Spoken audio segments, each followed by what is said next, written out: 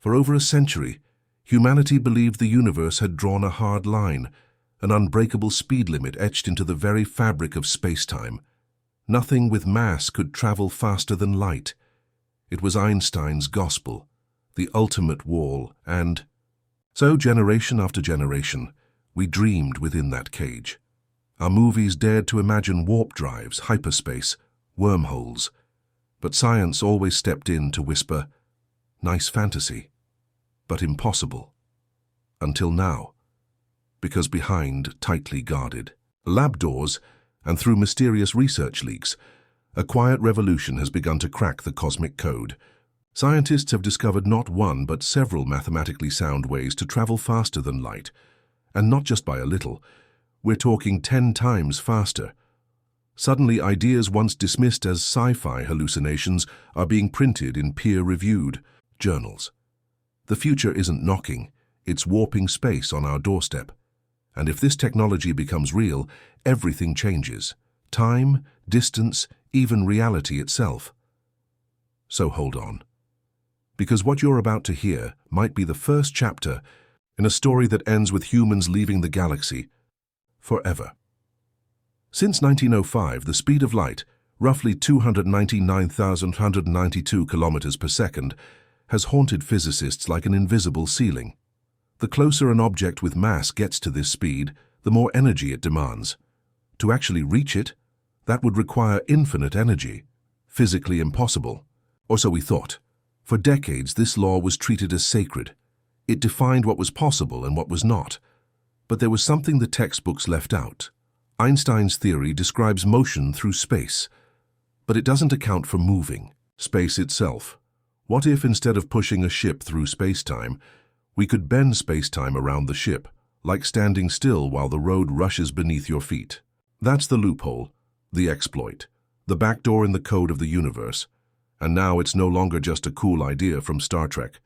Mathematicians and physicists are converging on this point, racing to master the geometry of warp fields.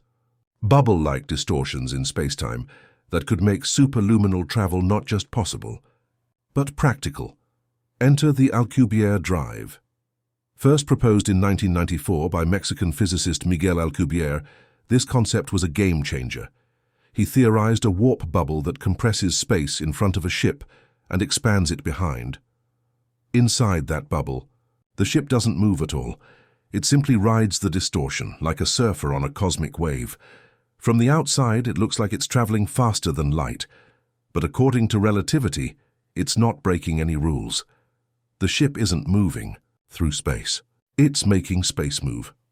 For years, this idea stayed in the realm of theory because it required absurd amounts of exotic matter with negative energy density, something we weren't even sure existed. But then came Harold G. White. While experimenting with the Casimir effect at NASA, White's team stumbled across something breathtaking, naturally forming micro-warp bubbles, real distortions in space-time, observed at the nanoscale. Suddenly, warp fields weren't just hypothetical. They were measurable, and the energy requirements dropped from infinite to something closer to a few hundred kilograms of exotic material. Still a long shot, but no longer a fantasy.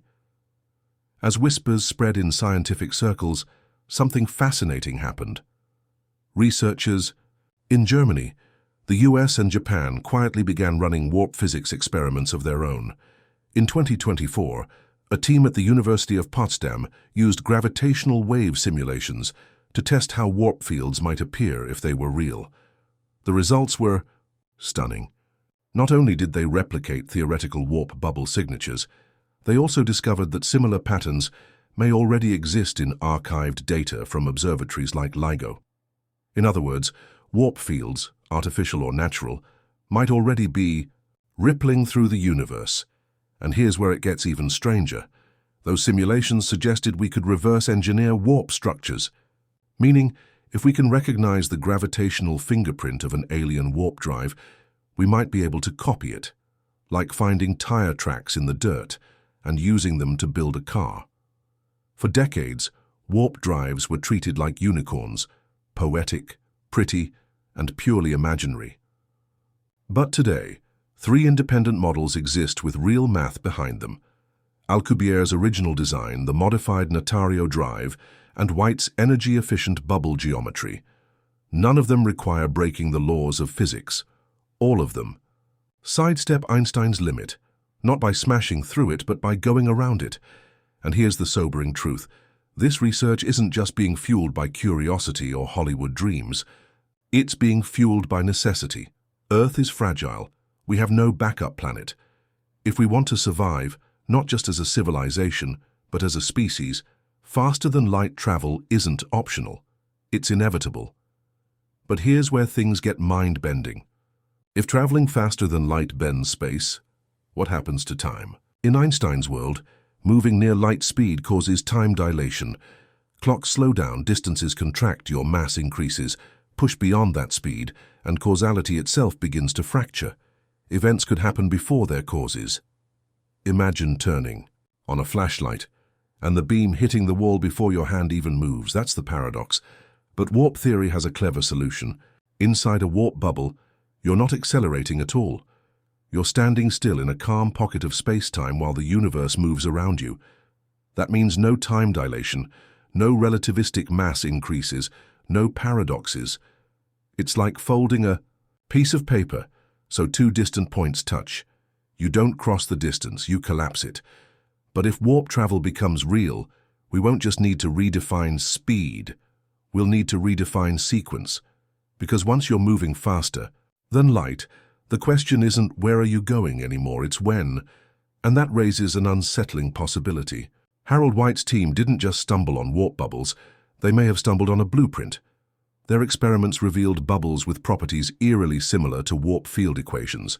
And these weren't created, they were discovered. So, what if the universe naturally produces warp bubbles? What if they're baked into space-time itself, waiting to be unlocked? And what if some of those natural bubbles aren't natural at all? What if they're footprints, remnants of alien engines racing through the cosmos long before us? If we can trace those imprints, we don't need to invent warp travel from scratch. We just need to follow the trails they left behind, like ancient humans copying constellations onto cave walls. We might be copying the highways of gods. It's no coincidence that while this research gains momentum, the silence from NASA, SpaceX, and the Department of Defense is deafening. Rumors of classified propulsion projects have swirled for years, and Harold White's lab, while technically under NASA, operates with unusual independence. Meanwhile, Elon Musk has dropped more than a few hints about non-traditional propulsion, being necessary for Mars and beyond. If a prototype exists or is already being tested, it won't be announced. It'll be hidden. Because once warp becomes real, the race won't just be scientific. It'll be geopolitical. And whoever controls space-time doesn't just win the future. They define it. The implications stretch far beyond travel. According to the Kardashev scale, humanity isn't even a Type 1 civilization yet. We haven't mastered the energy of our own planet. A Type 2 civilization harnesses the full power of its star. But a species that controls space-time itself, that's beyond Type 2. That's rewriting the universe. Warp bubbles, Casimir vacuums, gravitational geometries. They're not just propulsion systems, they're doorways into a new kind of physics, a future where distance is meaningless, where here and there dissolve into choices. In short, we wouldn't just be building ships, we'd be building a new version of humanity, one unbound by the rules of the past or even the limits of the cosmos as we thought we knew it. For centuries we looked at the stars and imagined roads, planets, and frontiers. But the truth is, the universe was never built like a map. It was built like a fabric, and maybe we were never meant to cross it. Maybe we were meant to fold it, to reshape it, to see space not as an obstacle, but as a tool. Warp technology is no longer just science fiction. It's becoming engineering. And in this century, perhaps even in this decade, we may witness the first artificial ripple in space-time made by human hands. From that moment on, the stars are no longer distant. They're next door. But this isn't just about travel. It's about identity.